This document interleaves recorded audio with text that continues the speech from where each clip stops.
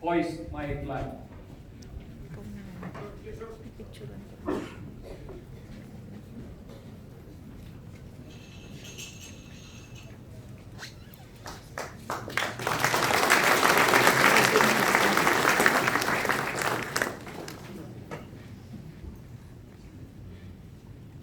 May I request permission, sir, from the Chief of Staff to give the troops tikas pahinga?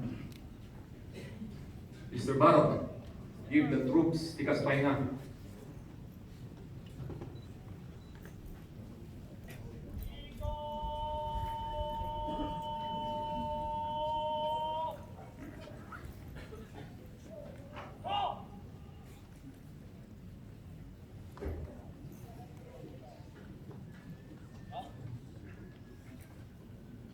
I respectfully defer the task of mentioning all the VIPs in this morning's activity to our presiding officer, who will be formally introduced later.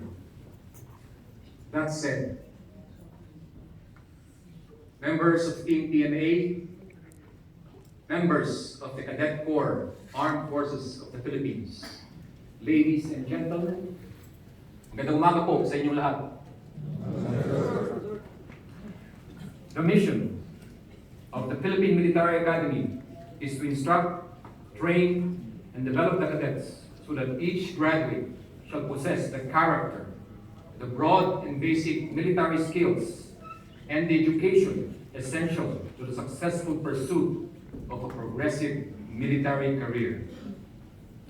When I served as Charlie Tactical Officer to the cadets back in 1994 to 1996, and Chief of the Academy Staff of PMA from 2013 to 2014. To my mind and heart, I changed the PMA mission.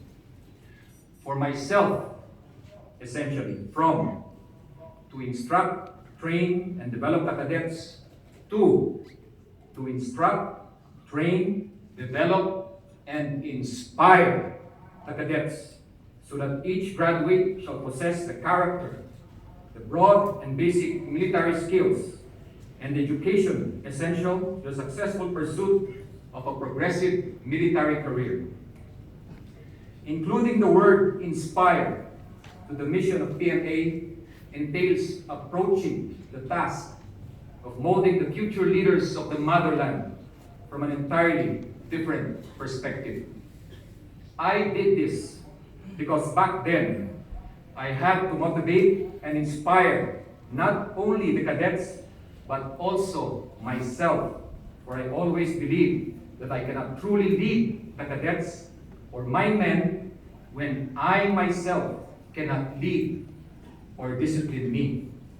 This attitude I carried even when I was no longer assigned in PMA, always striving to be a constant source of inspiration, strength, and pride to my alma mater.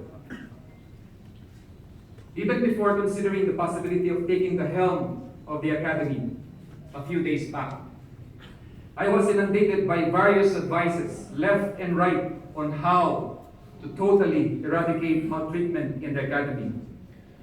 Mostly coming from the alumni, social media, and from people I know who mean well. All of which is more than enough to overwhelm me with the enormity of it all. I listened intently, patiently, and considered everything. After careful thought and deliberation, what remained was my mother's advice. And I quote, "Set the best example to our cadets, Allan. Make your mama proud. Please, please take care of our cadets, but don't pamper them," unquote. As far as I can remember, cadets have adhered to two fundamental principles as stated by a very famous alumnus who visited PMA when I was a tactical officer in 1994. I will not name names because I promised my mother not to. That famous alumnus believed in the primacy of the intellect and primacy of the brains and brawn, or brute muscle force. He donated leadership books to our library and gym equipment and has since moved on. Thank you, sir. However, I beg to disagree with a good alumnus then, as I would respectfully argue that in leadership, character development among the cadets should reign supreme above all other consideration. In line with developing the intellect and the physical being of our cadets, character development should go hand in hand. It's a no-brainer, really. We hire character and train skills, right? The cadets should see and experience outstanding role models up close and personal, not only amongst themselves, but more so from their tactical officers, civilian instructors, mentors from the whole PMA community, to include its alumni. It takes a village to raise a child, they say, unless we, the PMA alumni, refuse to accept this responsibility, this burden, I'm afraid all is lost. The challenge of totally eradicating maltreatment in the academy is a burden that I alone cannot bear. It is a burden that is bigger than the rest of the PMA community combined. Declaring an all-out war against hazing is not enough. Totally eradicating hazing is a burden that must be carried by all PMA alumni and all officers in the AFP. To those of you who have previously been maltreated, to those of you who have previously perpetrated and committed hazing, to those of you who choose to turn a blind eye and remain complicit while others are being maltreated, I appeal to you. I appeal to your better judgment. Please help us. We need your prayers and support on this. To the Cadet Corps Armed Forces of the Philippines, life in the academy is not for the faint-hearted. You did not sign up here. You did not come here, rather, to become doctors, lawyers, artists, etc. You came here to become warriors of the motherland. Hopefully, warriors of the motherland with a heart and soul. I will repeat that for effect. Hopefully, warriors of the motherland with a heart and soul. Even after completing your plea here, it is very hard to self-motivate. There will be good days, and I promise you, a lot of not so good days. You will never always be motivated, so you must learn to be disciplined. The one quality which sets one man apart from another, the key which lifts one to every aspiration while others are caught up in the mire of mediocrity, is not talent, is not formal education, not brute force, nor intellectual brightness. It is self-discipline. With self-discipline, all things are possible. Without it, even the simplest goal can seem like the impossible dream. That quote, by the way, was from Theodore Roosevelt. I failed as a tactical officer of Charlie Company to inspire the cadets. I failed in my role as the chief of academy staff of PMA to even inspire and convince the senior tactical officer back then, and he said, and I quote, "Sir, yung proposal mo na to change the culture of entitlement at palitan yan ng culture of humility among the cadets ay malayong mangyari. Kasi sa mga kadete, yan ay may tuturing na weakness. Pag na-expose tayo sa field, sir, We cannot afford to show any form of weakness sa tropa natin. Good luck na lang, sir. Unquote. Naikwento ko itong pangyayari ito sa isa ring fellow senior alumnus a few days ago. Sabi niya sa akin, "Ba't hindi mo kagad narinig?" Which is exactly my point. In setting the good example, I myself must be willing to show that I will listen. I will listen enough to let the greater idea prevail. Having a weakness is human. Admitting it is leadership. You know what the hardest part of leadership is? The hardest part of leadership is the ability to listen to your subordinate, to your peers, to your superiors, because our ego always gets in the way. As commander of the Naval Education Training and Doctrine Command of the Philippine Navy, finally, I was given the chance to rewrite the mission as I deem fit from to provide high standard of education and training in order to produce highly competent and motivated naval professionals for Philippine Navy units. 2, to provide high standard of education and training in order to produce highly competent, motivated, and morally upright, I say again, morally upright naval professionals and develop sound doctrines for Philippine Navy units. Ladies and gentlemen of the Cadet Corps, Armed Forces of the Philippines, character development does not end when you graduate in PMA.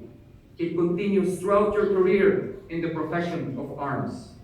In all your career courses, in your everyday life, there will always be an opportunity for you to develop your character. A character that hopefully will not only make your parents proud, but the whole Filipino nation proud. More than a mere change of words is the powerful idea behind it. All the best words in the world will mean nothing unless we take action and institute the necessary changes or reform to better our present lot. Sabi nga ng ex-wife ko, and I quote, "Reforma at aksyon ang kailangan ko, Allan. Hindi ko kailangan yung mga pangako mo." Unquote. Kidding aside, indeed, it matters what leaders do or don't do. The culture of any organization is shaped by the worst behavior the leader is willing to tolerate. To the tactical officers, civilian instructors, and to the whole PMA community and alumni, I implore you to show our cadets the best behavior in molding them that will not only make our parents proud, but the whole Filipino nation proud.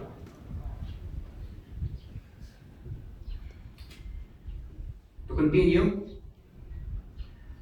nais ko pong ipahatid sa ating mahal na Pangulo ng Bansa at Commander-in-Chief, President Rodrigo Roa Duterte, ang aking taus-pusong pasasalamat sa pagtitiwalang pinagkaloob niya sa akin, paghiran sa akin bilang Superintendent ng Philippine Military Academy, Armed Forces of the Philippines.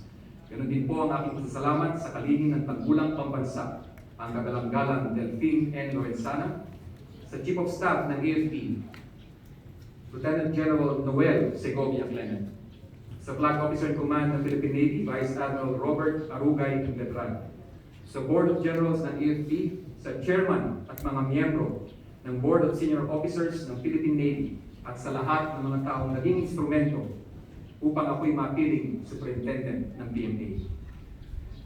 Kalakip po ng pagtitiwalang iyon ay karangalan at hamon. Karangalan at hamon na aking buong pusong tinatanggap.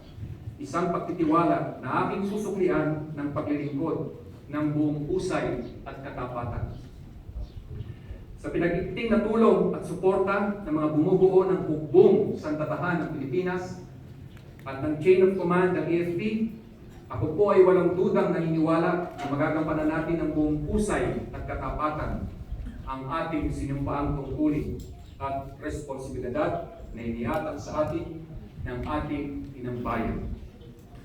Sa mga kasamahan ko sa trabaho sa gobyerno at sa mamamayang Pilipino, makakaasa po kayo, ipapagpatuloy ko ang sagradong layunin ng hukbong sanggatahan ng Pilipinas, that is to serve our people and to succeed the right and honorable way. I will repeat that again. To serve our people and to succeed the right and honorable way. In closing, I must say that to be installed in this position of great responsibility is an honor that I shall forever cherish. It is an honor that surely felt as much by my mother, Mama Linda.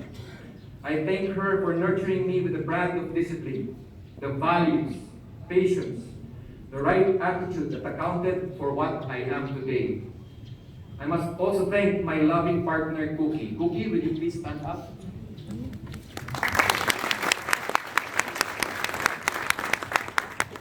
And yes, even my ex-wife, Amelia Timo, my daughters, Diane and Janine, and sons, Carlo and Knox del Rosario. They are the source of my strength and inspiration, who have always kept me on an even keel despite occasional squalls in my career. I would like to especially thank the Flag Officer in Command of the Philippine Navy, Vice Admiral Robert Arugay Pedrad, for giving me the chance to serve as the Commander, Naval Education, Training and Doctrine Command of the Philippine Navy, as well as the Vice Commander of the Philippine Navy.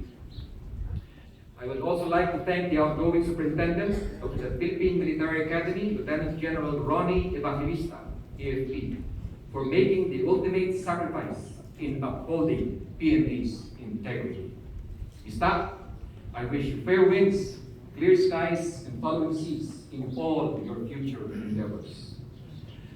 I thank all my friends, classmates. If I have any classmates here, please stand to be recognized.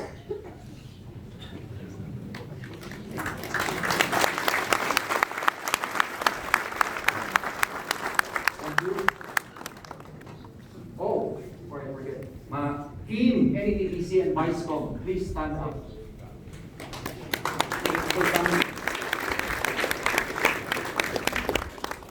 And my relatives, tayo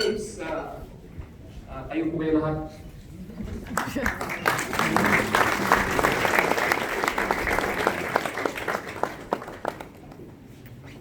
My relatives, thank you, who are always ready to lend their helping hand. Above all, my endless thanks to God Almighty for the gift of love, life, and family, and for the blessing of allowing me to once again serve my alma mater. This time, as a Superintendent, Philippine Military Academy. As an aside, all standing orders and previous instructions by the outgoing Superintendent PMA shall remain undisturbed until rescinded or amended. Maraming salamat at magandang umaga po sa inyong lahat.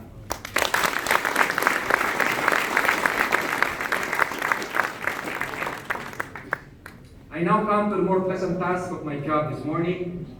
Ladies and gentlemen, it is my esteemed privilege and honor to introduce to you a man I admire